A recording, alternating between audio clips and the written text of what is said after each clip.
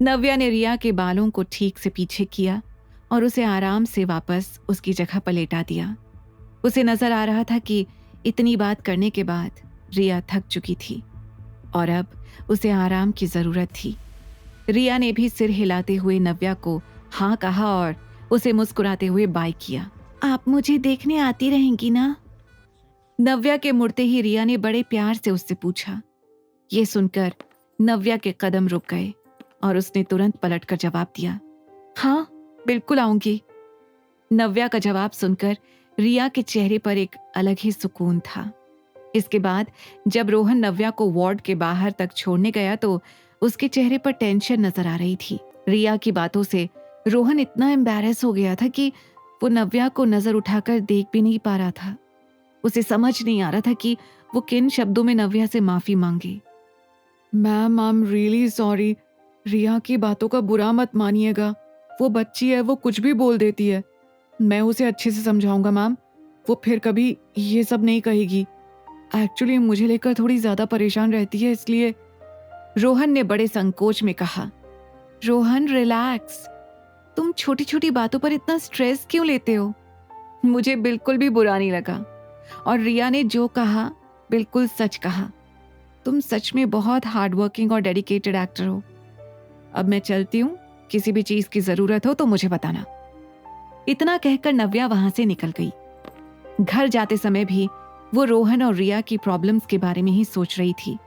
उसे समझ नहीं आ रहा था कि वो उनकी मदद कैसे करे। रोहन वापस रिया के पास आया।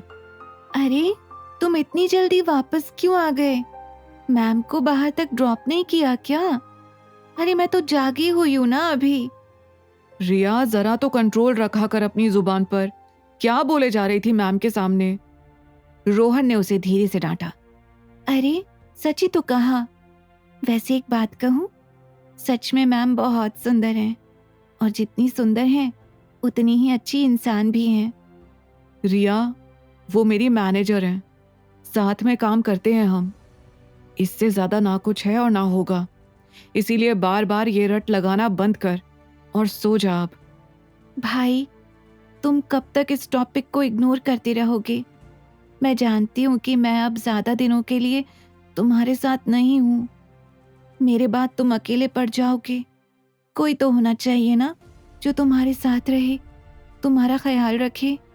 ये सुनते ही रोहन ने गुस्से में रिया को देखकर कहा। रिया ये क्या बोले जा रही है तू? कुछ नहीं होगा तुझे, मैं हूं ना यहाँ। कहकर रोहन ने जैसे ही रिया को चादर ओढ़ाई, पीछे से नर्स ने आवाज लगाई। सर आपको डॉक्टर ने बुलाया है। रोहन तुरंत डॉक्टर के कैबिन में पहुंचा। Rohan, there is a good and a bad news for you. क्या बात है डॉक्टर? बैड न्यूज ये है कि रिया का इन्फेक्शन बढ़ता ही जा रहा है। अब तुम्हारे पास पूरे 6 महीने भी नहीं है रिया को बचाने के लिए। हमें उसका ऑपरेशन इसी महीने करना होगा। इस खबर ने रोहन को अंदर तक तोड़ दिया था। पहले तो 10 लाख रुपए जुटाने के लिए 6 महीने भी कम पड़ रहे थे और अब वो पैसे 1 महीने में इकट्ठे करने थे। और दूसरी खबर यह है कि इस ऑपरेशन में हमारे साथ देश के सबसे बड़े डॉक्टर भी जुड़ रहे हैं। इन शॉर्ट, रिया के बचने के चांसेस बढ़ गए हैं। अगले 2 दिन हमें रिया के कुछ टेस्ट करने होंगे, उसके बाद हम ऑपरेशन कर सकते हैं। 2 दिन है तुम्हारे पास। 2 दिन? डॉक्टर, हम थोड़ा रुक नहीं सकते क्या?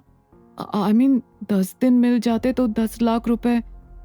हम जितना लेट करेंगे रिया के बचने के चांसेस उतने ही कम हो जाएंगे, डॉक्टर ने कहा। रोहन कुछ देर तक सोचता रहा, फिर उसने पूरे कॉन्फिडेंस से कहा, आप ऑपरेशन की तैयारी करिए डॉक्टर, मैं कहीं से भी पैसे लेकर आऊंगा, आप बस रिया को बचा लीजिए।